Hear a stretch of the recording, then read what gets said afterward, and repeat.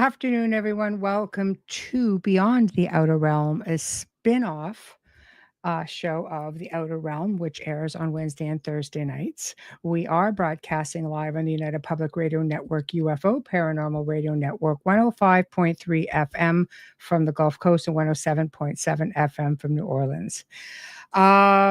Today, I'm really excited because I love having my fellow UPRN hosts come on and join me. And today we've got Kat Ward, and she is the host of Paranormal Heart Podcast. In fact, she's on tonight, 6 p.m. Eastern Time, 5 p.m. Central. And she's got our Grand Poobah on. So that's Joe Montaldo talking about rare blood types and, Rh negative blood type and its connections to extraterrestrials and such. And, Joe's a talker. He'll keep you guys all pretty amused, and we'll see if Kat gets a word in. So anyway, but at least you'll have some time to get a word in on this show because, it's so laid back, and that freaking intro says it all right there. That nice 30-second jobber. I want to sleep every time I hear it. Anyway, oh, hi, Adrian. Oh, well, thank you very much. That is very kind. In the 3D world, yes, tell me about it. Hey, Richard. Hello, Heidi. Awesome. You guys are great. Thank you for joining us, as always. So without further ado, my dear friend Kat Ward and a paranormal journey. It all starts somewhere with us paranormal people. Hello. Hello, my darling. How are you? I'm good, thank you. How are you? I'm really doing well. I mean, aside from the whole tech issue trying to get started, I'm thinking, what is this girl bringing to the show? I'm telling you, I jinxed you. You've always got stuff going on. That's I know. With tech issues. I'm like, all of a sudden I have a tech issue. I'm like, come on. Like, how many times have I messaged you and ask you, please tell me I'm not the only one? And you're like, no, you're the only one this ever happens to. I'm like, of course. Well, I have it, only probably because you're here. Right. Well, yeah, exactly. So, but nonetheless, I am happy that you're able to join in the segment today. And Michelle, I'm so honored that you asked. Thank you so much. Oh, please, thank you. The honor is mine. So we all kind of start off with something that kickstarts it, for most of us. I mean, I don't know necessarily that there are people who up and decide, yes, I'm curious about the paranormal, I'm just going to get into it. But for a lot of us, it's either, a lifetime of experiences, or it's that one experience essentially that makes us sort of go, okay, you know what? It opens that door, and you just dip your toe in, and, or you go all in, and then hence where you are today. So why don't we start with humble beginnings and go from there? Sure. I just want to say hello to everybody in the chat, first of all. Hello. Thank you so much for being here, especially Heidi. We chat a lot. Anyway, so for those of you who don't know, I'm Kat Ward. I'm originally from the East Coast in Canada, in a little province called New Brunswick. I now live in Ontario. But the very first encounter that I had was with the Hat Man. Now, the apartment building that we lived in is in a little town. Well, it's a city now, but when I grew up in it, it's a little town called Dieppe outside of Moncton, New Brunswick. I don't know if anybody's familiar with the East Coast at all. The apartment building that we lived in was 3 stories, and there's only one apartment each floor, and we lived on the top. And it was a very, very creepy building. I mean, before we moved in, like when they first built the building, they had a coal furnace in the basement to heat the building.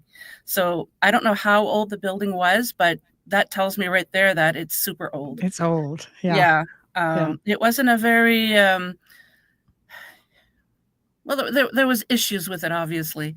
If we needed to turn the heat on upstairs in the wintertime, my mom would have to call the person on the first floor. They're the only ones that had the power to turn on the heat or turn it down so the heat could rise, Yeah.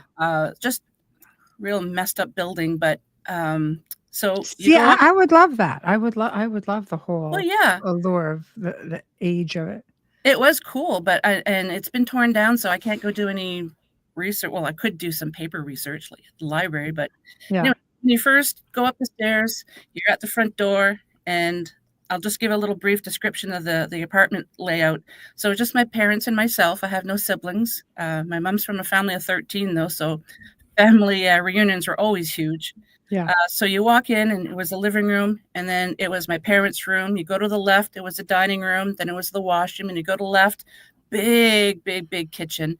And then my bedroom was there, and I had a big walk-in closet. And we lived there till I was about, I think, 5 or 6, until I was about 13. And my dad, even today, says that he remembers the night terrors I used to have in that apartment.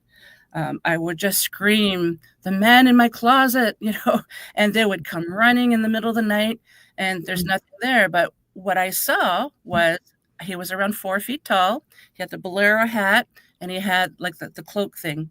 No facial features at all. Couldn't see. Want me to put up the picture? Yeah, please. Or Yeah. is this what you're talking about, this guy? Yeah. All right, there he is. This is what I saw. Exactly. And I'll explain to you how I got to this photo after. But Okay. this is the guy I used to see, and he would never pay attention to me. He would just walk around like he was doing, like, I don't know if it was on an errand, checking things out. But it used to scare the crap out of me. I don't know if it was every night, but often enough that, hey, I'm 58 now, and I was like, how many, like 50 years ago, and I still think of him. I still have dreams of that location. Yeah. And just terrifying. But like I said, he never paid attention to me, thankfully. And I would have the covers down, just below my eyes, thinking, don't breathe, don't blink, don't move, because I didn't want him to see me.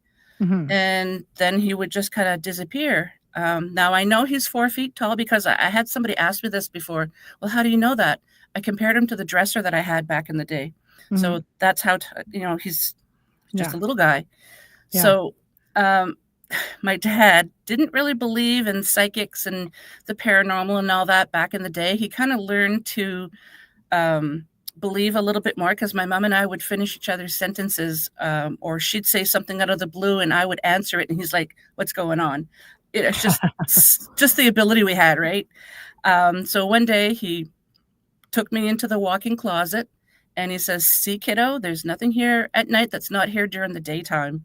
That kind of backfired on him because I looked at him terrified. I said, "You mean he's here in the daytime too?" And he's just like, "Oh." I was terrified of my room day and night for the longest time. Not having any siblings, just being in the room by myself, just seeing this entity. Fast forward many years, I was listening to a show called Paratruth Radio with Justin and Eric. They're now called Paratruth Reborn. Yes. But back then I was a fan, and then we became friends, and then now we're kind of like paranormal family. Yes. But anyways, I was listening to one of their episodes, and it was on the Hat Man. Now, I never spoke about the Hat Man to anybody throughout my life. I've always had him ingrained in the back of my memory because I never forgot him, because I always wanted to know what he was. Hey, Mart. Why was he there? What the hell? So listening to their episode, and it was on the Hat Man. But his was the tall one. So I had never heard of anybody else seeing anything that resembled this before. And I didn't even know he had a name, the Hat Man. So at the end of the episode, I emailed them, and Justin replied and said, "You need to watch this video." That's where I got this photo from. And I've been trying to get in touch with this person because he's Canadian apparently, but I can't find him anywhere. Anyways, he wanted to do a reenactment of what he used to see as a child as well. And when I saw that, just for a split second, I had the childhood fear and terror fled back again, going, "Oh my God, it's exactly what I saw as a child." So how can that be? I mean, two people that don't even know each other. And I'm thinking, somebody else has seen it too. And then I'm slowly finding out that others have seen the short one as well. So that's pretty much where my curiosity of the paranormal started. I still don't know who he was. I still have dreams, not nightmares, but I have dreams of my either still living in that apartment, visiting, driving by, and there's something evil coming from the apartment. And I've had two trusted psychics tell me, like, they don't even know each other, tell me that this entity was actually my guardian, protecting me from whatever was in that apartment building. Mm-hmm. And I thought, well, maybe that makes sense, because he never interacted with me, never saw me. He would just kind of like walk around my room like he's looking for something. So yeah, maybe that was it. I don't know. Yeah. Well, it's fascinating when you think about it. I mean, they have these things. I mean, there's a lot of beliefs when it comes to that. Some people believe they're time travelers. Yep. Other people just believe that they're the whole race of beings. Other people look at them as very demonic. And there are white shadow people as well. I mean, those have been seen oddly enough, like, maybe with a bit of a darker hue, because they used to be seen at the manor. So I interesting. know. Yeah. So it is really fascinating. Like they're a curiosity. And I've had people through the years just send me videos of just shadows bopping around, and I've got photos of them leaning up against things that have been sent to me. It's definitely they are fascinating. It can be creepy. A watcher can be good, bad, or indifferent. Yeah, I'm sort of indifferent with all of it. I've just seen so many different sorts of entities, and some that you think would be just really hardcore or aggressive end up being completely the opposite. Very, like, a little bit, more gentle. So it's really not always what we think, but it's an anomaly nonetheless. So I mean, you've done, fast forward, here we are, and you've done investigating and things of that nature. So have you ever come across other shadow beings? Or I haven't, no. And curious, I can't remember if the team has. It's just really weird. That was the one and only shadow entity that I saw. And anyone watching or listening to this, if ever you've encountered not the shadow man, but the hat man, the short version, please message me, because I'd like to compare our encounters, find out when did it happen, where are you located, just doing a little bit of research. And if you want to talk about it on the show too, you can. But it's just, they crazy. Come in all shapes and sizes. So it is really, it is really interesting. I mean, I knew a family who were terrorized by a hat man, also a taller one. I mean, just terrorized for years. It's crazy. It's just, and eventually other things came in as well. So it's just insane. But it's just, there's a long backstory with it. But it's it's fascinating how many places that people I've helped who have had aggressive entities, and I would say 70% of the time shadows have been seen there. Sometimes the hat man, sometimes just regular shadow people. If there is such a thing as a regular shadow person, but so you moved from that point. He didn't follow? Nope, never saw him again. Yeah. But he still haunts my memories. Yeah, they're creepy. They can be creepy. So have you moved into any other places where, paranormal activity was present, or, maybe that you yourself generated through your travels? I don't know if I've ever generated anything, but there's 2 houses that we lived in. First of all, when my husband's retired military, so we've been posted to various places. And anybody who knows about the PMQs, the military housing, there's a lot of people that have come and gone through there. There's a lot of emotions, whether it's good emotions, bad emotions, whatever. There's a lot to unpack in PMQs. When we purchased our first house, when we moved to Alberta, right from the get-go, my daughter's sensitive too, and we could sense something. And I knew that it was an older gentleman. I pictured him as white hair, slicked back. He had a gray suit, a really nice gray, 3-piece suit. He was still in the house. We bought the house from this woman. They were the original family. Like they raised all their family in that house. We had a really nice chunk of land for where we were. It was just, it's kind of like I can't remember how big the lot was, but it was a really nice lot. So the husband of the woman that we bought the house from, he loved gardening, and I guess he had back in the day 3 or 4 gardens. Really, really nice. So my husband has a green thumb. I have a black thumb of death when it comes to plants, so I don't touch anything. They actually wilt when I touch, but whatever. So I asked my daughter one time, I said, "Hey, are you sensing anything in the house?" She goes, "Yeah." She says, "There's this man." She gave the same description and told me where she saw him too. And I thought, okay, nothing bad. I was laying in bed. We'd been there maybe a week, and I'm laying there. So it was a really, really old house, structurally sound, but they had carpet on carpet in the bathroom. Luckily, I had a steam cleaner, so that sucker got cleaned quite often. Yeah. Yeah. So the closets had the sliding doors, but there's 2 cabinets up on top that you had to open, and the prongs stick in. So when you open it, you actually have to use some muscle. So I'm laying there one night wondering, okay, when are you going to show yourself? And all of a sudden I heard, and I looked up and one of those doors opened. My husband's sound asleep. So I just got up, closed it, smiled, said thank you, and I went to sleep. But the heat, it was an old-fashioned thermostat that was in that house. It wasn't anything that was programmable or anything. It was either on or off, and, the heat would kick in, even in the summertime, like 27 degrees Celsius. It's just like, okay, you're killing me here. This is really hot. I thought maybe it was the kids getting up. I would sleep with my bedroom door open. The kids had their doors closed. And again, when you opened or closed the doors, they made a really loud sound. So, and I'm being a very light sleeper, I would hear when they got up, but I never heard them get up. So, and I would ask them, "Are you guys getting up?" Thinking maybe in their sleep or something. And they said, "No, we're not turning the thermostat on." So what I did was I put a whole bunch of sheets of paper on the floor far enough that you can't reach it from standing at the end of the papers, because I wanted to see if somebody did get up, I'm going to see the crunching in the paper.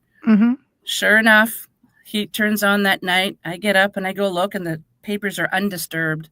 So then I had to tell him, I said, "Okay, you can stay here, but you can't be playing with the heat here, because I have to pay for it. You don't." So I said, if you don't stop, I'm going to get rid of you. But other than that, you can stay. And he stayed. Yeah. Didn't do any little things like that anymore. But it was interesting because my next door neighbors, they're an elderly couple, very, very welcoming. And they invited me over for coffee one day. And I didn't tell them what I did. So I just asked, "Oh, what were the neighbors like?" Because she used to be their housekeeper, going and tidy up the house and everything. And she gave me a description, and exactly what the gentleman looked like is how she described him. Wow. Yeah. So inside I'm going, "Oh my God." I'm like, okay, that's interesting. So after we're done the coffee, I go home and I'm like to my family, "Guess what?" So she just validated what Victoria and I were seeing in the house.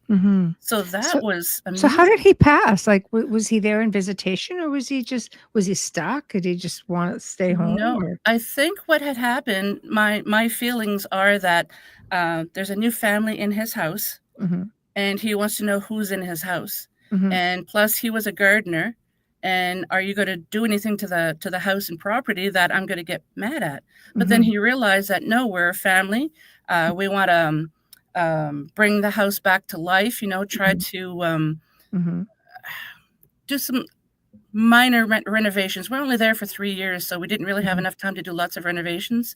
But my husband, being the green thumb, he would plant a couple of gardens and everything. And I felt that he was there checking up on us, and then he accepted us, and then he was just hanging out. Right. So was he grounded though? Like, or was he just like, because usually when they've moved on, they're not as finicky. Like in the manor we had, the lady of the house who was moved on. She just loved her house so much that she wanted to be there. But there were a lot more of them who were part of the family who were stuck. You know what I mean? So sort of like, okay. So just a curiosity, if you knew if he was sort of grounded or as a spirit, or was he there pretty much in visitation? That I don't really know. Yeah, I have no idea. I never even thought to try and find out. I just knew he was there, and yeah. Yeah, because what Wayne was saying, because I wonder if the spirit was feeling the chill that sometimes goes along with ghosts and apparitions, is what I'm thinking. We're going with that. If he Mm-hmm. lived there and was feeling cold, he would naturally turn Yeah. up the heat, which tells me, I think, with that I wonder if he was grounded because he felt that Mm. residual or that instinct to just do that, whereas it would not matter otherwise, So Yeah. curiosity. And it wasn't residual too, because he would interact. So I Yes. knew, Yeah, Yeah. but those residual feelings for him, Yes, the yes. habit, Yeah. because old people are always cold. Yeah. Yeah. Definitely. Makes sense, right? So interesting. So then, of course, you had to leave. Yep. And then you end up leaving this guy behind. I did say my goodbyes.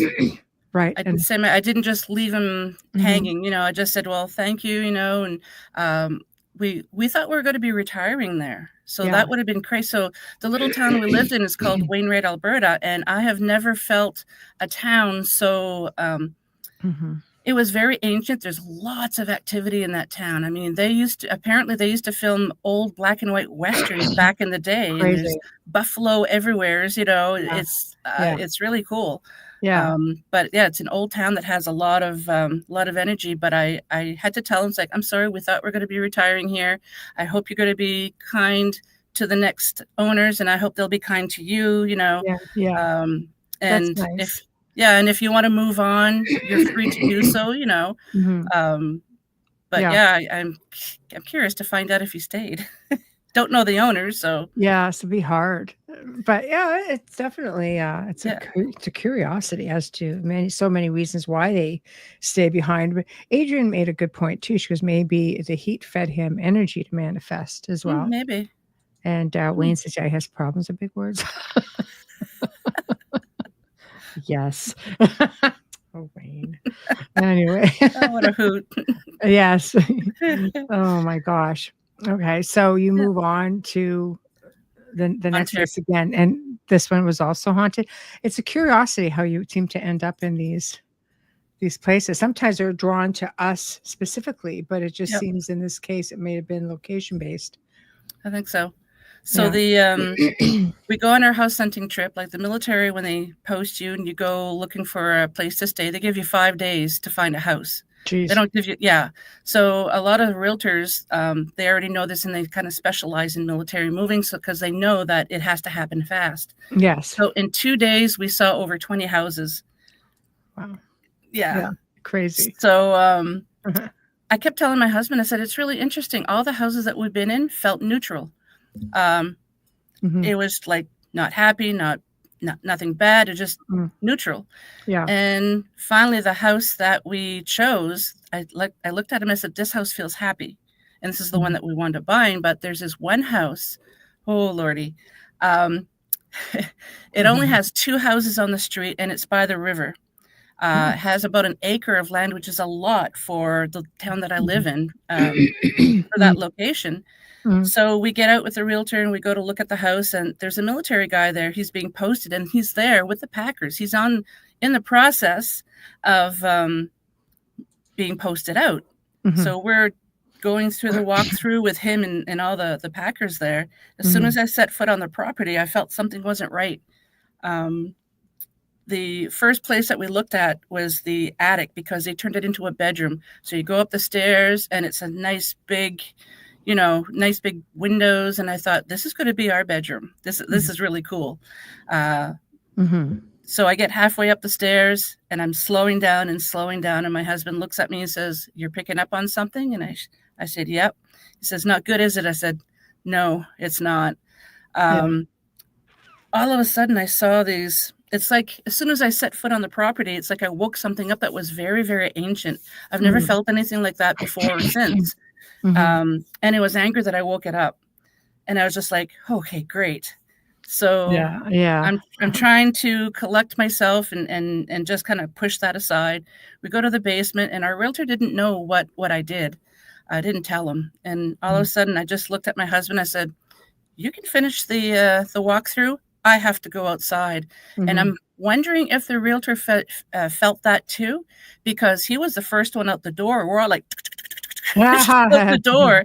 Yeah. Oh man. Yeah. So when I Yeah. told people at my coworkers about that one house that I felt, they're like, well, you're a paranormal investigator. Why were you afraid? I'm like, first of all, I wasn't prepared because I wasn't doing an investigation. I'm there to look for a house. Second of all, paranormal investigators do get afraid. You know, it's a misconception that I find a lot of people have. Well, it is. I mean, just because you're there investigating doesn't make you any less nervous about what you're going to come across. I mean, yeah. And I think people need to realize people sense things even through mediumship. You know, abilities vary on mediumship. It's not always clairvoyant where you can see exactly what things are. Not that makes it easier either, depending on what it is. But sometimes if you're clairsentient, you're just feeling things. You're not quite sure of what you're looking at. And when you're dealing things that are really ancient, it could also have been elemental. You know, especially near the water and trees on an acre, and elemental spirits can be really hardcore as well. I never even thought of that. Whatever it was, I saw the eyes open in my mind, and it was massive, whatever it was. And I never even thought it could have been an elemental. So every time we drove by that house, I was like, okay, we're not buying this house. We're leaving. See you later. Every time we drove by, I'm like, F you, whatever that was. F you. Like, I'm not. So I told the team, I said, me. Yeah, right. Yeah. So I told the team I wouldn't be surprised if we got a message sometime to go investigate that house for whoever has bought it, but we haven't heard anything. And it could have just been that your energy didn't jive with it. Some people are freaking oblivious to things that are in their space. They have absolutely no clue, and they coexist just fine, but wonder why everything goes shitty in their lives. Yeah. You know, it's really, it's as simple as that, you know. Wayne is asking, is your hubby cool with your sensitivity? Yes. Guess you have to be. Yeah. And he supports it. Like, he doesn't like me doing investigations. He feels uncomfortable. He's very religious. I'm more spiritual, and he doesn't, but he'll never ask me not to do it. I haven't done it in a few years, just can't get my schedule to coincide with the teams. But if I tell him, if we're someplace and I look at him and say, we need to go, he'll just say, why? And I just kind of look at him, and he knows. It's like, okay, let's leave. So, and I told him, when we're looking at any houses, if there's a house that we absolutely adore, but it doesn't feel right, I'm going to tell you. And thankfully, he's supportive that way. And even though if it might be the house of our dreams, you know, if I don't feel right, we're not getting it. So he is very supportive. You know what? It's good because, you know, I hear so many people who says, oh yeah, my spouse has supported me while they're not. You had to hear the yada yada somewhere along the lines, you know. And then other ways you've got, okay, you know what? Yes, it is really, you know, it's okay that you do this, or hey, I'm going to join in, you know, kind of like the situation I have now. Let's do it, you know. But of course, when you both live, you know, in the haunted house and you embrace it and you work with it, it's a lot. It's a lot different. You know, it's important because when you're going out there, I always say, I can only speak for myself because I only 99% was involved in malevolent hauntings or attachments, because I felt, because I've had a lot of researchers say I'm a paranormal investigator, I don't deal with this stuff. Because you take chances, you know, and I've been on the receiving end of those chances, you know, more than one of occasion, but I had more of a wider comfort level with it and felt comfortable in doing it. And this support is so important, because you have to know that at least when you know, when something happens, you've got somebody to say, hey, it's okay, I've got you, don't worry about it. You know, well, even my dad years ago, when he bought a house after my mom passed, excuse me, and I went to look at the house, he wanted me to check the house before he actually bought it. And he says, what do you think? How does it feel? So I walked through the house, walked through the property, and I said, no, it's very happy. He says, okay. And he bought it. So over the years, learn, you know, he went from, I don't believe in this crap. And Yeah, that's yeah, and you know what? You can't push your beliefs. It's like you end up being the life of the party, and you get others. You have those others that kind of go, I do not even want to freaking put my head there. Like they can't. Yeah. Putting your head around something you can't see. It's really hard. And when you're working with somebody, and I'm sure you've come across people that you've investigated for who are the same. It's like I can handle just about anything. But when things are happening in the house that you can't see and you're hearing it and you're seeing things move around, people have a hard time getting their head around that. Absolutely, especially if it's a family and one spouse has had an encounter and the other spouse hasn't, and it can cause a type of PTSD, which I've witnessed with our clients, because one spouse doesn't believe them and they think they're out to lunch, and then they start thinking, they start questioning their sanity too. And then investigators go in, the legit ones, and kind of, we don't judge. We're going to believe what you're saying, but we want to go there and get to the bottom of what's going on. Yeah, exactly right. Adrian says, Kat, did this hat man ever invade your dream time? Did he cause any noises, or was he dead silent? Pardon the pun, dead silent. He was very, very silent, never heard anything, and I don't know if he was ever in my dreams. That I don't remember. Yeah, that's crazy, eh? So, all right, tell us about some of your more unnerving experiences while investigating, or maybe just being out aside from the house you almost ended up in. Well, before I get to that, I just want to mention about what happened in the house that we're living in now that we decided to buy. So it's like the gift that keeps on giving. Okay, absolutely. A couple of little things. So I think we had been here a couple of weeks, and we moved here in 2018, and that year it snowed every day. We had so much snow, it wasn't even funny. You go from Alberta, where my husband only used the snow blower 3 times in those 3 years, and that's just to clean the driveway, not because he really needed to use it. I'm using it, I paid for it. Yeah. Well, he doesn't want it to seize up too, so it was like, I think there's enough there. For sure. Yeah, so we've been in the house not very long, and my husband's in the basement. I don't know where my son is, and my daughter and I are in the living room watching TV. And our front door, we have a please use side door, because we just don't use that door. And we had the dog bed there at the time, and we're watching TV, and it's dark, and my daughter sees a light going to the front door, and I see a light leaving. But before he leaves, the front door, because we have the outside door and the inside door, and it sounded like somebody tried to rip the outside door off, because we have it all locked. It's got the little lock on it. We always keep them locked. So even the animals, like, what the heck was that when we heard that noise? So I get up and I look down, and I'm like, and I know it was a Thursday because I thought it was somebody delivering the flyers. But I looked down and I looked at my daughter and I said, honey, there's no footsteps in the snow. She saw the light go, and I saw the light as if there was holding a flashlight or a lantern or something. And then, so she's just looking at me, and I'm like, well, maybe it's the house settling. She goes, no, Mom. Well, maybe it's this. No, Mom, because I'm trying to maybe comfort her. And I said, yeah, you're right. And because I had saged not too long ago, I saged my house every once in a while. And I looked at her and said, that's why I saged, because whatever tried to get in couldn't. And I don't know if it was good or bad, but it was kind of creepy, to be honest. I mean, snowing every day. I think cleansing your space is always a good idea.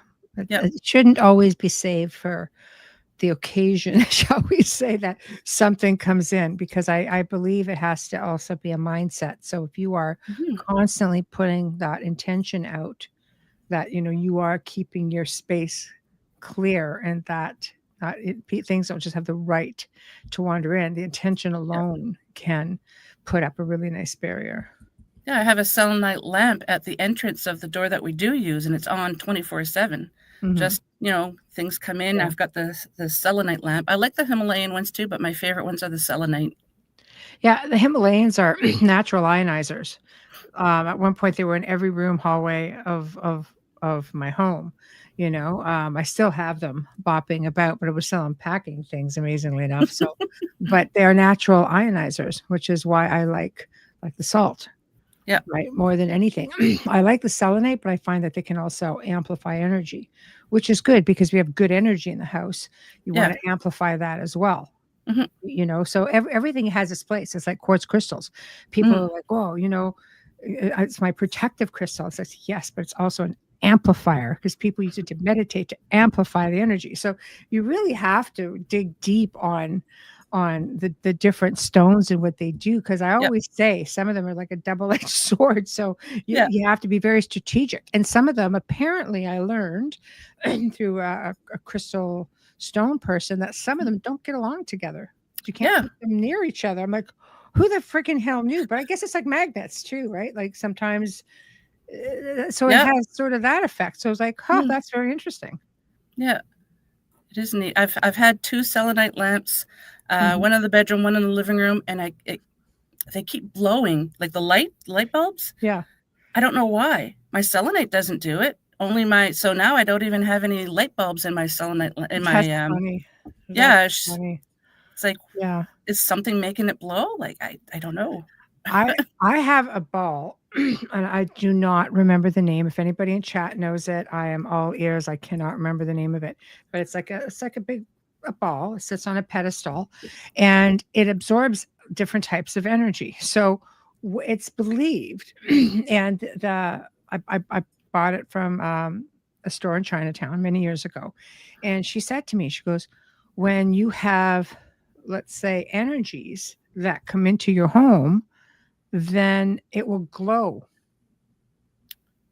And of course, Really? the manner was always, so it's just like it works. It hasn't done it here. It hasn't done it here at all. Okay, we're going to get to some questions. Yeah. Any UFO sightings? No strange lights, yes. I had 2 encounters. One, I was a teenager, still in high school, and we went to a friend of mine had her and her family were camping. So the rest of us went and hang out with her for the day, and we're all laying down on top of one of the picnic tables. Just it's nighttime, we're looking at the stars, and all of a sudden we see this light, and it shoots one way, and it's all over the place. And it stops, and it's fast, and I'm like, okay, that's not a meteorite, that's not an aircraft, they don't fly like that. What the heck is it? And my friends are like, oh, it's probably a shooting star. I'm like, shooting left and right, up and down? No. Talented. Yeah, right. So I firmly believe that was a UFO. Yeah, Wayne says ball lightning. Okay, sorry, go ahead. no, that's okay. Yeah, I'm just trying to make my way through. It's a sort of I can't even describe the color. It's almost like a cross between a yellow, light green, and beige, if that makes any sense. I can't even, and it's got like little lines that go through it. I'll have to take a picture of it sometime and then show it because it's I'd love ridiculous. to see that. I can't. I just can't. Michael says terrestrial shapeshifters. Yes, that could very well be. Michael says it's fascinating to see and hear accounts of high strangeness that show the intent or ability, both historically, currently, with the alien effect to how they are perceived, inform, or causation and experience. Absolutely. Absolutely. I like it. I like it as well. That's why we're here, Michael. That's why we're here. So, okay, because I was curious as well as to whether you had ET experiences. Maybe you just weren't aware of, because I would say, and the regulars have heard me say, The regulars. the regulars, I'm a regular peeps in my family, my chat family, that at least half of the families I've worked with, there's been some sort of other level of high strangeness, or extraterrestrial or terrestrial or multidimensional. There have been different types of beings there as well, not just paranormal base. Yep. And most people had no clue. Yeah, I don't think I have. I don't have any recollection, but I would really like to find out if I have, because my mom, she was O positive bloodline, and she was I recently found out that, because she's from a family of 13, that most of her siblings are either O positive or O negative, and My daughter's O negative. Yeah. But my mom would say, okay, you heard that, right? Or you saw that too, right? And it only dawned on me years ago that she was seeing and hearing things, and she thought she was crazy. And I didn't clue in back then. And she's not with us anymore, but so and then my daughter actually can see things and hear it. So it's just I kind of like to find out if I have, but at the same time I kind of don't want to know. It's one of those things. I know I have. So I can't even say, man, but I'm like you that way with respects to, would I want to go any deeper than what I already know? My belief is that if I was meant to know it, I would know it. Yeah. If I was meant to retain it, I would retain it. Yep. Exactly. Right? So I mean, sometimes ignorance is bliss. Right. Yes. I don't know.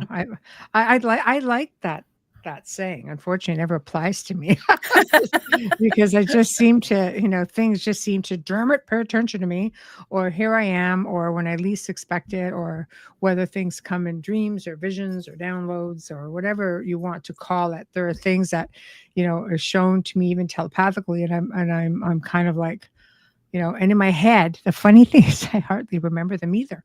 In my head, I'm like, I need to remember this one. And then you wake up, I'm like, what the hell was that? The ones I meant to remember, I remember with great clarity. Mm-hmm. And everything else seems to be clutter. It's like somebody wants me to make sure that what I do remember, that I pay great attention to. And I usually will. I'll dissect all that information and see where it comes from, what it could apply to, why it would be given to me. Yeah. And everything else is just like I call clutter. So I don't know. But I have an egg crystal, slightly marbled. Nope. Not the same one. Nope. This isn't a crystal. It's pretty solid, actually. It's just very solid. There's no shine to it. There's nothing. I will make a point of taking a picture, and I will show it, because it's you have to see it. There's just no real way of explaining what it is. And there's nothing in this house, and it doesn't glow anymore. If something comes in, it glows. It glowed at the manor quite a bit, because something would come in and the thing would just, and it's about this big. So there's no missing it. Right. So we used to just leave it right out in the dining room area, because it was a very, very big dining room, and it was right in the center point of the main floor. So if things are traveling through, it would definitely go. So, and then if you guys could figure it out, then y'all can go out and buy one. And I want one. They're like little spirit detectors. Little energy detectors. Well, I'm going to that gem show in a couple of days, so I'll have to keep my eyes open for one. Yes, I'll it's easy enough for me to text you a picture at least. So okay. But anyway, so okay, so and I want one too. Okay, yeah, they're fun. Okay, so investigations that you've done that have been maybe unnerving, or something you've been called in to do. Like, for example, we have been, like, the surprise ones are always interesting, because, I remember we filmed at a location that we were brought into. It was supposed to be very benign. And when we got there, not only was it anything but benign, things like kind of followed the camera crew home, followed other people on the team home. Oh yeah, it was nothing of what it was, what was expected or told to us. I have had a situation with the team where we're investigating a local business, and so it was a business downstairs and apartments upstairs, and the owner of the business knew the people upstairs, that had kids and everything, but every time she'd come into her shop every morning, she'd see little wet footprints, and she's like, what? But everything was locked up. Just a few things happening, so we decided to go in, and my job was to hook up the monitors so we could have so I could watch oh my God, I can't remember what it is. For the cameras, good grief. The monitors. Yeah. So CCTV cameras. Like thank you. Oh my yeah, got God. it. You're all right. Thank I you. gotcha. Yeah. Thank God. So my job was to hook them up. So I was hooking up the cables, and we had painter's tape to keep the wires down so nobody would trip, Mhm. And we're still setting up. And Katie comes up to me, the lead investigator of the team, and says, "Are you okay?" And I just looked at her, and her voice sounded like it was so distant. And I just looked at her kind of like, I don't know. And she says, "Something went through you." And I just nodded my head. And then she says, "You need to get your crystals, and you need to get them now." I just dropped the cables at her feet, and I went to my case. I usually have a piece of selenite and a piece of hematite in my pockets when I investigate. Those draw me to them. So I just feel comfortable and safe with those. Yeah. I grabbed 3 of both. I was just like stuffing them in my pockets. And it was just so strange. She saw what I was feeling, and she just, I was really put out by that. I was mad because I thought, how dare you? And I stood there and I said, okay, if you want to communicate, you don't use any of the people here. You use these devices. And I was explaining what they do. I said, and if you're trying to take me over, that's not cool either. So I was really mad. So for the longest time, I had to just sit at the monitors and watch as everybody did the investigation in the basement, which was the building was so old that it still had dirt. They had a well in the basement that was boarded up.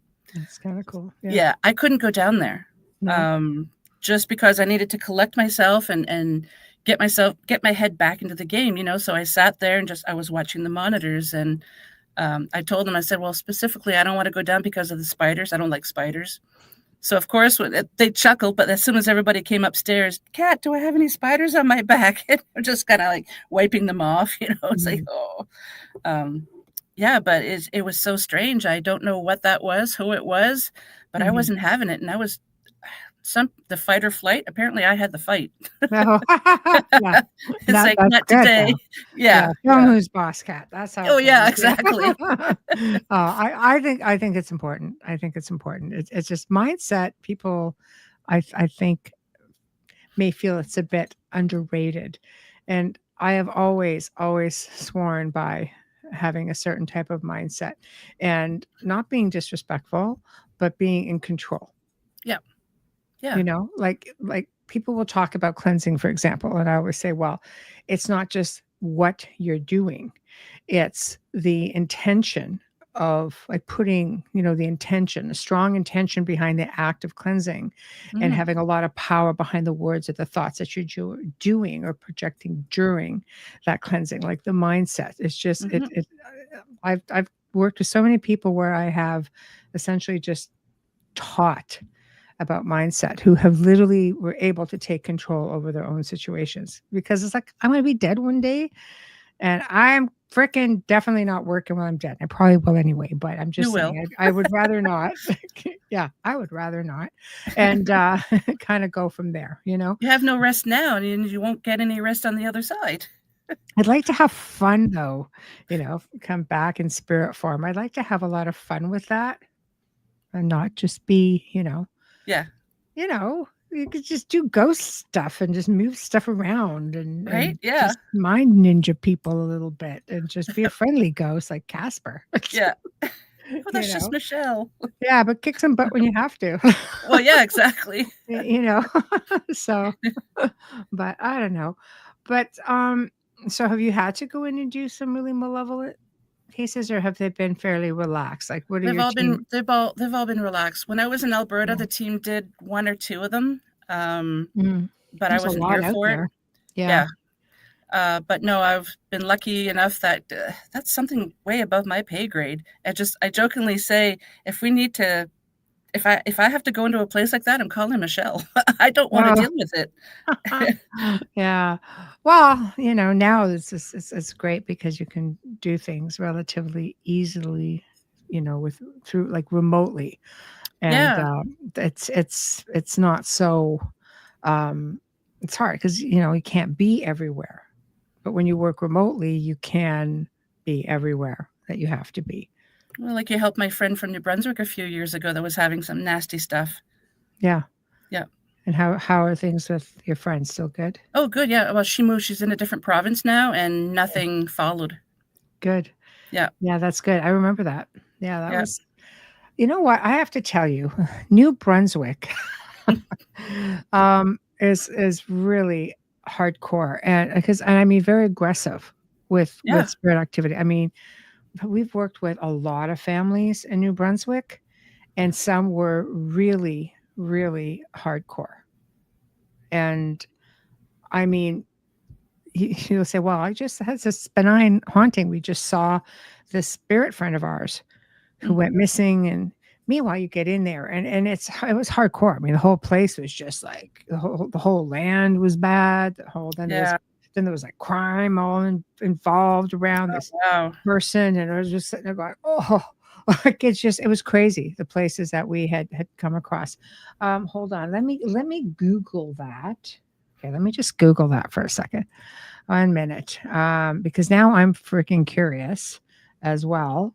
Okay, I'm going to type this out and let's see if I see a picture of it, I will know. Oh God. Okay. 1 second. Okay. PREH. Okay. Let me just see if I can get pictures. Nope, not that.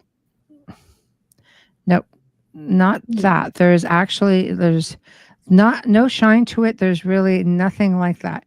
I'm gonna have to get a picture, you guys. Thank you. Yeah, okay. I do my best, people. I do my best, but I will be, like I said, one day I will be gone. I keep thinking, I slowly retire from things and still trying. But when you retire from something, you pick up other things.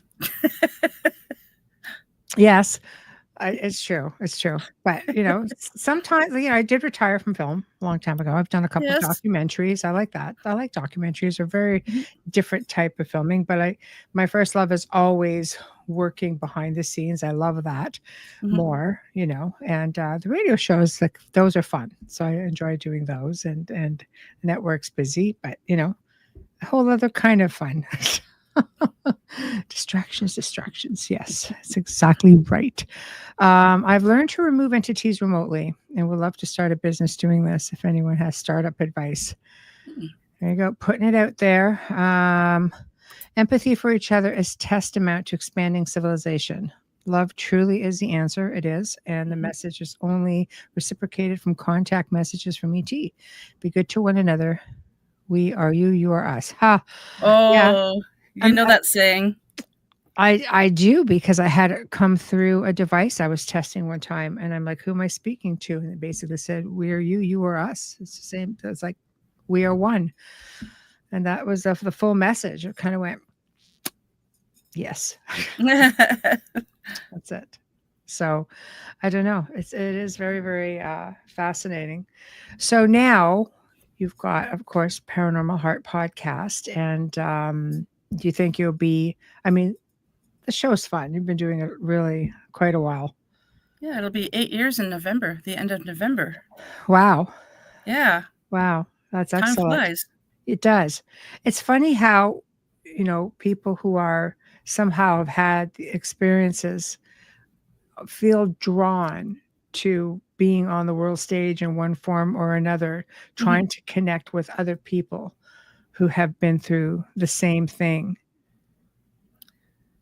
Yeah. And did you freeze? Oh, no, I saw you blink. Okay. I was like, oh no, thanks, cat.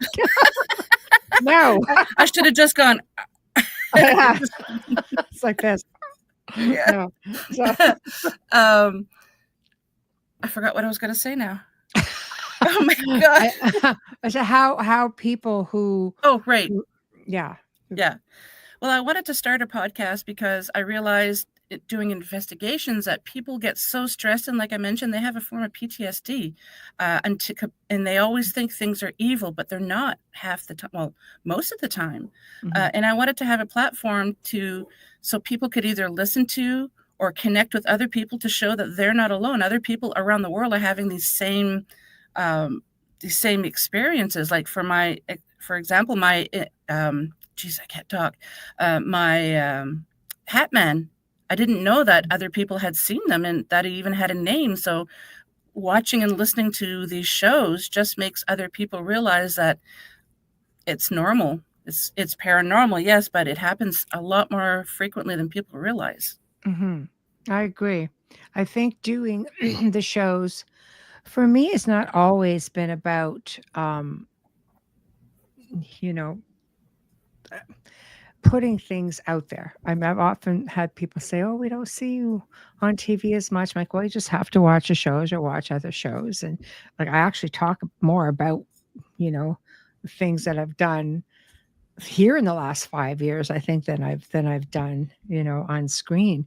Mm. But for me, it's really about even learning, bringing people on who specialize in certain things or who are well versed in some of their research, and other people who just want to share their experiences. But I love the whole learning aspect of it, even for myself, not just to present to everybody else, but because I'm still interested in learning. Yep. So And it, not everything's that's right, with the mofos. And yes, not everything is evil. Yeah. I have to mention about one of the investigations we did about, so this couple and their little, I think the girl was 3 or 4 years old, and they were having activity, and they were convinced it was demonic. They got pushed down the stairs. The little girl was getting knocked over. But when we walked in and we did our walk around first, we didn't sense anything that was bad. So all of a sudden, I looked at the, like, after asking questions and everything, I asked the couple, I said, okay, when you got pushed down the stairs, where on your body did you feel that somebody pushed you? And they said, well, my legs. And I said, okay, have you ever had a dog? They're like, yeah. I said, is it possible that it was a dog going either up or down the stairs and just kind of like gave you a hip check? And they're just like, and that's what it was, because Katie picked up on a dog. And the ball and the little girl being pushed over, her toys were being played with. And it was the dog playing with the balls and playing with the little girl. So once we told them, you could see the husband just went, thank it's gosh. not demonic. It's like, no, it's not. Yeah. But we did find out that it was a house, and they had a huge house, and they had apartments in them. And at one point, that house had a fire, and the woman and her dog passed away in that location. So it's like, okay, it's the dog. Yeah. Yeah. Which is always refreshing. Oh, it's kind of sad in a way that it's kind of stuck behind, but it's also interesting that, it happened with one of my dogs. When she passed away, we were still at the manor, and she was often seen. I hear her all the time. She had this little discount bark because she was like a little 2.5 pound Chihuahua, right? And but she was with the lady of the house. So I'm thinking, this is good, because I knew that she wasn't stuck, and then I knew that she would take care of PETA, so that they would just sort of hang out. And I don't hear her here, but she's been here, which is really interesting to me also. But I love it. I love that life really does go on. It does. Do you find that there are animal spirits in many locations? I've encountered them even in my own house. We had a dog that we had. She just passed. A few years ago. We think she had a stroke, but we don't know. So we had an emergency to the vet, and she passed away in my arms, sadly. I had to tell her, it's okay. We're going to be fine. You don't have to stay here with us. You need to move on. And she just went, and then that was it in my arms. It was just like, we had her cremated, and she's in a box in her living room. Yeah. She was such a good, it was a black lab. Oh, just adored her. Yeah. But she used to like, we had an area rug and then the table in the living room, and she used to like to curl up underneath the table on the area rug. And one day my orange tabby was curled up there, and all of a sudden He's hissing, he's spitting, he's all like, his hackles are up, and he runs down the hall. Then he comes back and he's peering around the corner looking at that spot. And I'm like, what is going on? I thought, oh, Molly must have been there, and Sam encountered it, and he did not like that. And yeah. And then we used to have under the counter light in the kitchen that was motion activated. The cats wouldn't activate it, only the dog. And shortly after Molly passed, it would turn on by itself. And I reached out to my dear friend, Rob Gutchero. I think he's been on your show a few times. And I just asked, he goes, yeah, she's still there. You just have to say it's okay. You can move on. And once I did that, I was like, yeah, we haven't sensed her since, but she was still worried about us. Yeah, I love it. Yeah. Other than our own fur babies. Yeah. We had them at the manor. There were a lot of cats there, but then we knew there were strays who died in the area. That's all we could chalk it up to. At least for us, for that, you know. But yeah, I've come across them several times. Yeah, we went to Picton Heights once with Linda Quirino's team, and there was another team, and there was 3 of us in total. And one of the rooms that we went into, all of a sudden I looked down, I'm like, there's a cat right there. All I saw was, actually, I have seen a shadow. Then remember you asked me if I ever saw shadows? I'm like, yeah, I saw the shadow of a cat. Right. Yeah, I just thought of that now. I don't see them too often, but yeah, I'm like, yeah, there's a cat there in one of the buildings that we were in, which was kind of interesting. And it was following us, you know, as we're doing our investigations. It's like, okay. That's interesting though, isn't it? In shadow. Yeah, it was pretty neat. Yeah. You know what I would like to talk about, and let me know your thoughts on it when it comes to animals, because we're on animals, are attachments in animals. What do you mean, that living animals can have attachments okay. Yeah. What are your thoughts on that? And then I'll go where I'm going with it. I do believe in that because I did have an experience with that. So after Molly passed, it was during when everything was closed. I'm not going to say, I can say it on here, can I? Yeah.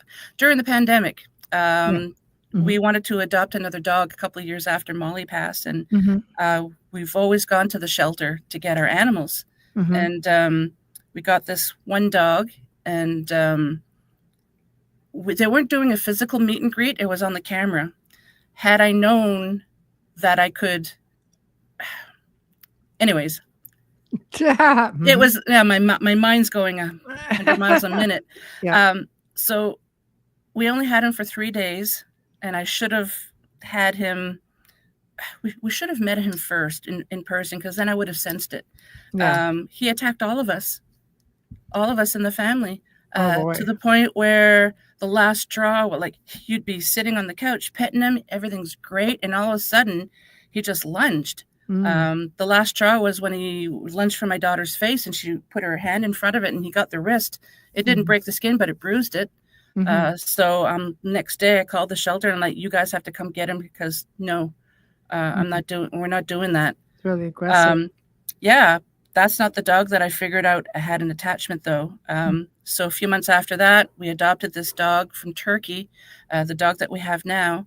And I was out, and my kids called me and said the dog's acting really weird, like growling and barking and just out of sorts. So I just told my daughter, I said, okay, I'm not home. You know how to sage the house. Just cleanse the area and see what you can do for the dog, because she's able to do that. And haven't had that issue with the dog ever since, which is really weird. So I think something attached to our current dog, and my daughter was able to get rid of it. But it was just like a totally different animal, she said. So curiosity, do you think that, because there are times where I go with it is that animals are silent. So if something wanders in, they're the easiest ones to pick on, the easiest ones to attach to, because they cannot speak for themselves. They will act out to usually let you know, like, that something is wrong. It's not the first time where, our team has gone in, especially remotely, and seen attachments on animals that we've had to pull because it's too convenient of a place to hide. However, what we also have seen is people who have had things in their space the dogs or cats will react to something Oh, yeah. being in the space. Do you think, since you had 2 back-to-backs, Mhm. that there was something that maybe in your space at the time, and the one dog acted aggressively towards you guys, and the other dog got cleared? That's a good question. Never thought of that. I had the feeling that the dog that we only had for 3 days was bipolar, to be honest. Yeah. And I even reached out to Rob, and I'm like, "What do you think?" And he agreed. And when Yeah. I told that to the SPCA, they because they had to monitor him and keep him quarantined for a bit, Mhm. and they said, "Yeah, we think he's bipolar." I'm like, "You didn't notice this before you adopted him out?" I mean, Yeah. I'm happy it happened with us and not a family with small kids. Yeah. I mean, that would have been horrible. That would have been But, horrible. Yeah. yeah. But, Yeah. yeah, I don't think there was anything in our space that the dogs would have reacted like that, but Mhm. I didn't really I try to call them look. drive-by. Sometimes things Yeah, come in and yeah, out, like you can be in a store, for gosh sakes, and there could be somebody that just, walks down the aisle coming the other way, who's got something, and then there's something about you that, and they just come in for a yep. short time. These things piggyback all over the place. Oh, Where yeah. they come in, there's something about you, and they follow you around for a little bit and realize, I'll go back where there's fertile picking grounds, because this isn't going to work out. Probably because A, you can see it, B, you keep your space cleansed. Yep. Yeah, and that's why I like to tell people. Actually, Katie came up with this saying, when you sweep your house to get rid of the dirt, Mhm. you don't just stop and it's done. You have to Mhm. keep sweeping because you're always bringing stuff in. And well, it's the Yeah. same thing with cleansing. Just because you cleansed once doesn't Mhm. mean there isn't going to be anything else coming into the house. You can piggyback, like you said, from the Mhm. grocery store or wherever. Yes, exactly. Yep. Exactly. Jim says, a barn I had my horse in, a girl had lost her horse to colic. She was Mm. brushing her friend's horse when she was nudged forward with a force. When she turned around, her deceased horse was standing behind her. I think it's beautiful. Oh, yeah. Horses are so spiritually in tune. Yeah. I What had is a it with that? I just think it's how they are even in life. I had a woman send me a picture years ago, and um she had horses, and she was very bonded with this one horse that died, and she sent me a picture of a spirit horse, and she sent me a picture of her horse. The markings on the face, it had this very peculiar marking, were exact. I love that. I think it's great. I've seen them and heard them jingle balls shooting across the floor. Oh, the cats, the spirit cats. Yeah, I love that. Yeah. It's true. Horses are magical, mystical, very spiritual. Yeah. They're gifts from the gods. Yes. Yes. I find all animals are really, I love it. But horses just have a way. Elephants are the same as well. Like, aside from just Yeah. being highly intelligent, like some animals are so, I mean, it's like people. Some, we're tuned in, some more so than others. I think most animals are tuned in. But it's interesting how certain animals just seem to have a way about them, you Yeah. know. But and I always tell people, if they say, well, I think there's something in the house. I'm like, do you have a pet? Follow their lead. Some people take their dogs on investigations for that reason, which, I mean, if it's a benign place, you're kind of like, okay, but what if it's not? That, again, Yeah. the animal risks that attachment thing, right? Mhm. This is interesting. The dog may have had a sibling that passed in the womb, as my dog had a behavior that would not listen. I knew she had a sister pass as a stillborn. I released her off her chica, and her behavior changed. That's interesting. Yeah. Hmm. It very interesting.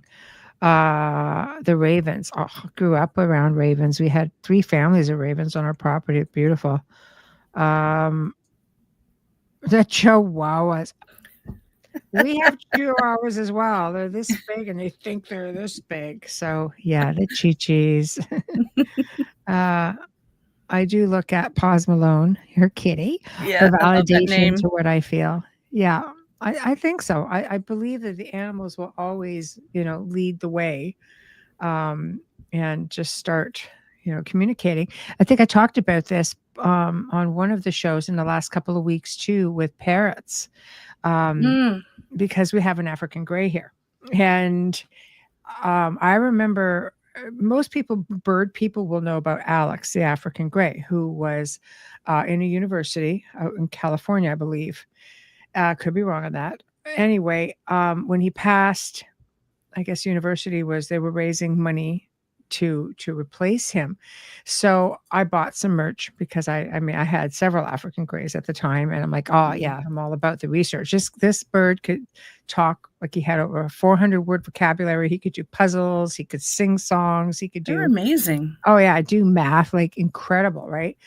Well, they have like the mentality of like a 5-year-old, like they're really highly intelligent. Anyway, I was contacted by the woman who worked with Alex. And she said, I have a story to tell you. She goes, I noticed your email, my handle, I suppose. She goes, I wanted to share the story with you. She goes, I worked with Alex at the university. She goes, I want to be clear. Alex never left the university. He was in a really beautiful space there, and that was his home from the time he was little to the time he passed. And she goes, at home, I have my own African grays. They don't come to the university. So after he died, within 2 weeks, her birds started singing a couple of songs that only Alex had been taught. Oh, wow. She goes, I never sang these songs. I did not crisscross because it would somehow contaminate the research of what we were trying to teach Alex. So I didn't come back here and teach my birds the same thing. And she goes, and they were singing the songs that only Alex had been taught. That's amazing. So obviously Alex, was visiting, right? So I think what an incredible story. Spoke a message to me from my dad a few weeks after the funeral. Crazy. Oh, wow. I love it though. Looking into their eyes, making eye contact. I feel their messages. Yeah. I think, if, the theory being what it is, we reincarnate, we can come back into anything that we want. We don't have to come back as a person. We can come back as an animal, So I don't know. And they're smart.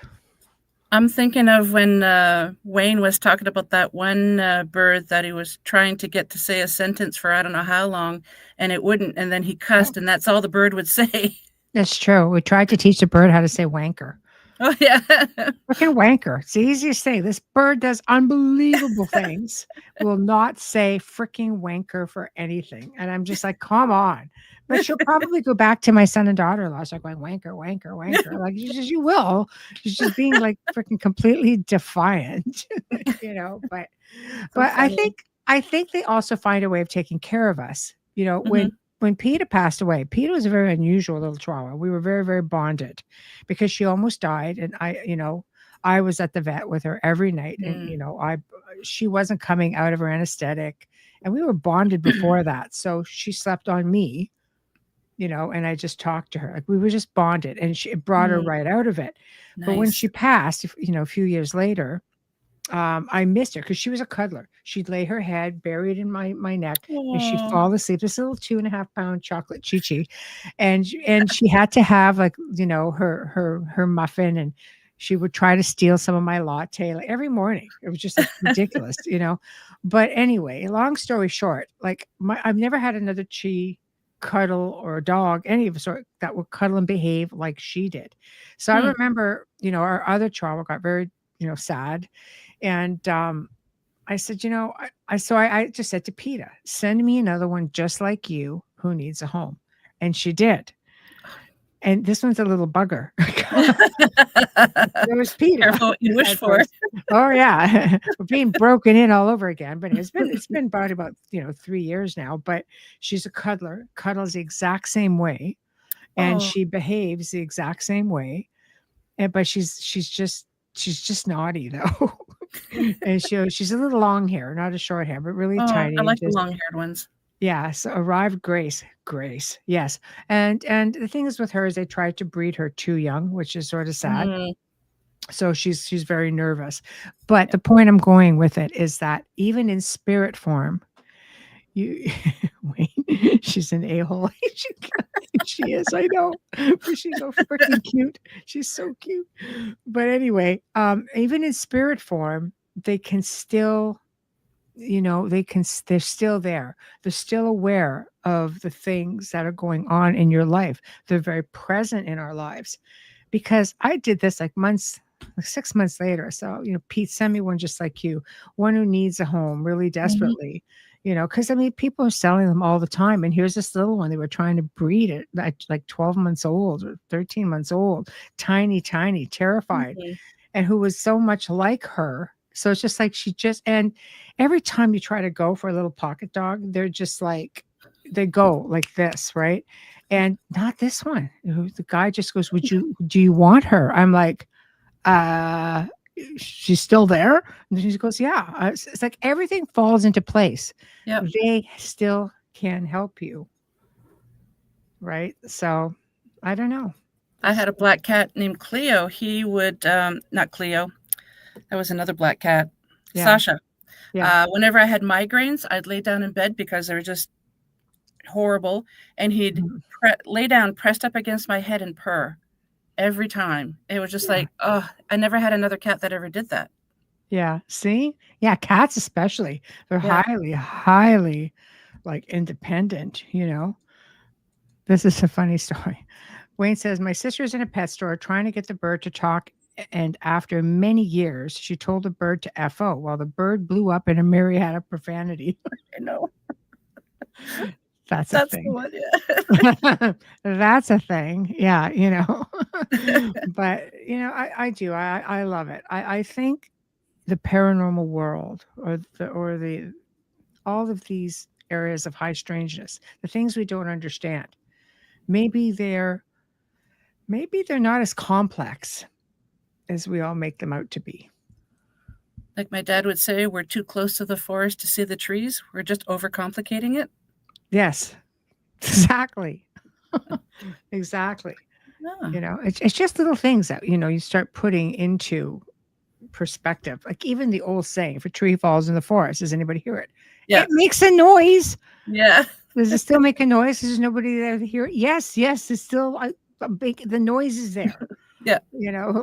So I don't know, but I'm not as philosophical as some. I don't know why I hadn't thought of animals as spirits. Oh, still life forms. Yeah. Still life forms no matter what. The teacher purged words like that.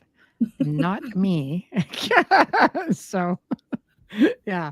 But Wayne does. When you're not home, he teaches them bad words. Wayne will be the one that misses a bird the most when she's gone, believe me. Oh. So yes, but I don't know. I think, the paranormal journey definitely continues. I say I retired. I don't do investigations. I stopped doing investigations. When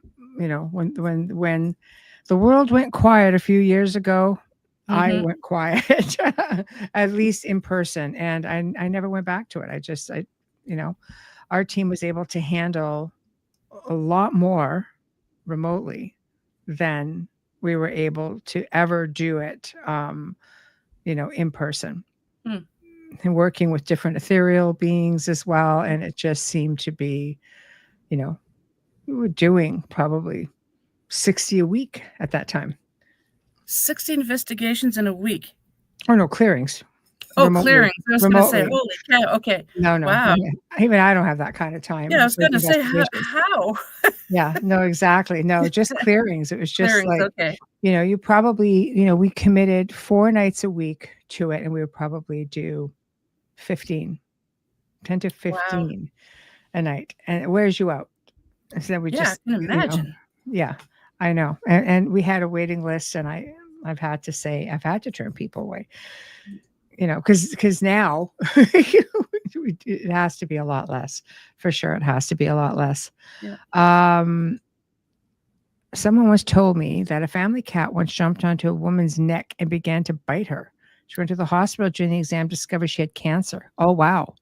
Oh. So see what I mean right there. I wanted it to remove it. Yep. Yeah, that is insane. That is just insane. See, they're so intuitive. I mean, but there are animals who I mean, they instinctively know things like that. Yep. So I'm kind of glad we got into the animal side of the too, paranormal. yeah. I think it's, there's so many different connections there. So, what's next for you? You still doing investigations? You guys still have anything planned? Do you have like any weird, crazy cryptids in around your place? I know we do, but I don't really know of them because I haven't really done a lot of research on it. But I do know in Wilno, they have what they call the Wilno vampires that I am absolutely interested in researching. Yeah. The team had gone to Wilno and spoke with some people, I guess, and they're like, no, they're not. Of course, you're not from the town. They're not going to say anything. Yeah. But apparently there's also something about a priest that's supposed to be or was a vampire. I don't know. I have to look into the lore a little bit more, but it's really interesting, and I need to know more. Yeah, that's crazy. So this is almost like part of the folklore of the area. Yep. So it's something from way back. So does it still continue on? Like, are there that I don't know. Yeah. Oh, because I guess because there's a big Polish settlement there, so they're said, from what I understand, they've brought something back with them way back in the day. I don't know. Yes. It needs to be researched. I guess somebody wrote a book. I'm trying to find what that book is. And there was a couple of guys that were going to be doing a documentary on it, and they were going to come on the show, and then just never happened because of scheduling and everything. But that would have been interesting to have them on the show to find out what they found during their research. Mm-hmm. See, to me, that is so fascinating because there are, I mean, you get into like, there were, oh my God, I'm just trying to think of the names, and I can't for the life of me remember what the name was, but it was, I think they had it on Creepy Canada. And it was, yeah. Oh yeah, me too. We did like 4 or 5 segments of Creepy Canada. I love doing those. But they were talking about, I think it was also a Polish settlement. And I think it might have been in Eastern Ontario, which I wonder if this is the same one they're talking about, where there was the daughter who got ill, and it was just a small town at that time. And she basically, they buried her and people were still dying. She was coming after her brother or something like that. So they had to, they caught her out of the grave. Wow. So, but in Poland, there are cemeteries in Poland where they have, brought people up, or they have, gone through some cemeteries, because they're really, really old. So we're going really back into medieval times. These are medieval skeletons where they have a block between their teeth, or the teeth are pulled. Yeah, or the head's been severed and put down between, like, where their ankles are, or their knees, like. Or they have an iron necklace, I guess, over them, and they just pound it into the casket. Yeah. Yeah, it's crazy. It's crazy. Yeah. So there is so much stuff out there. So that one would be fun. And of course, you're gonna be in Bancroft. You're gonna look for Bigfoot. Oh yes, I got to put out the feelers. Never even thought. Well, I've always told my daughter whenever we go every year, I wonder if there's Bigfoot around her. There's got to be. There are, yeah. Yeah, and then talking to you, it's just like, okay. Oh yeah, it's down as well. Yep.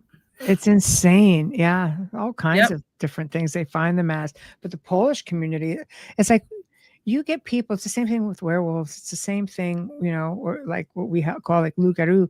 It's like they come over when people immigrate here. It's still happening to this day because we have large amounts of immigration, so we have so many different cultures and so many different belief systems. But these beliefs and maybe even beings come back. They were coming back way back in the day on ships, and here we have it. Kind of brings you back to the whole Nosferatu or Dracula thing. Coming in on the ship from the old country, But I mean, it's super, super fascinating to think. But yeah, I mean, Bancroft, there are, I mean, they have captured photos. I think there's video of photos even on a really popular TV show, Paranormal Caught on Camera. I think there was one in Bancroft, Ontario. And I've talked about the experiences even at our family's land out there with the tree knocking at 5 a.m. and things like that. No reason. He goes, nobody's cutting wood at 5 a.m. in the dark, So it's like, yeah, I guess so. Well, there's that quarry. I can't remember the Quinn. There was that daughter that had gone missing, and she had, I don't know if you heard that on the news. I did, and I thought they actually solved that one. They did. Yeah, but in the beginning, they didn't recognize the wounds on her, and it was in that location where my daughter and my aunt and one of her friends had gone to the quarry, because you can go and just dig out your own amethyst and like so many other gems and everything. So I gotta go find that. I'm gonna be digging all day to get good gems there. Well, they did encounter all of a sudden, because it was kind of drizzly, and there was a family that was there when they arrived, but they left, so they were the only ones there, and the woods were right up against where they were actually digging, and all of a sudden this god awful smell. And like they heard a loud crack, a loud noise in the forest first, yes, and then that smell is just like, oh my god! And my sister-in-law told my daughter, "That's not a bear, because I've smelled bear before, and that's not a bear." So Victoria says maybe it's a Bigfoot, and they're just like, "Okay, we're leaving now." So they left, and the smell was following them, and then they got to a certain spot, and then it just disappeared, and they got to the car, and they're like, "Okay, so now I want to go to that location. I'm really curious." Yeah, no, it's true. That would be fun. Well, they're there. Plus, you have the national park. Yep. Like the provincial park, which is like, I don't know, like 19,000 acres or something like that. No, but we had a caretaker on that property who at 5 a.m. and it was dark, was hearing like tree tapping or tree knocking. He was indigenous too, so he was doing tobacco offerings and everything. It was just like, come on, No, I just had somebody on the show that week, and I remember messaging him. I said, whatever you do go smacking your pots and pans together trying to scare it. Apparently, according to these researchers, like, no, they would look at that as a sign of aggression and a sign of war, and it might get them to react. So I message him, do not, whatever you do. I'm texting, do not do this, whatever you do. So we knew even early on, right? Heidi says, I'm not sure what the townspeople did, but supposedly roots grew out of his fingertips or something. His grave is still there as he was from Romania. So I'm not quite sure where that one came from, but okay. Oh, a vampire. Oh, there. Okay.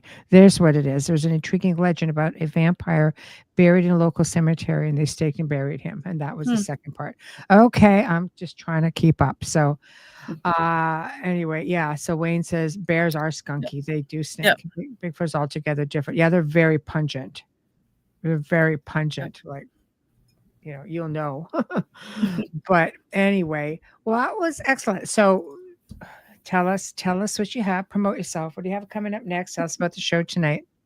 Oh, the show tonight I'm really excited over. We're having, like you mentioned, the Grand Poobah himself, Joe Montaldo. It's going to be a live segment, because I don't always do live on Paranormal Heart Podcast because of my work schedule. But yeah, we're going to be talking about rare blood types and aliens.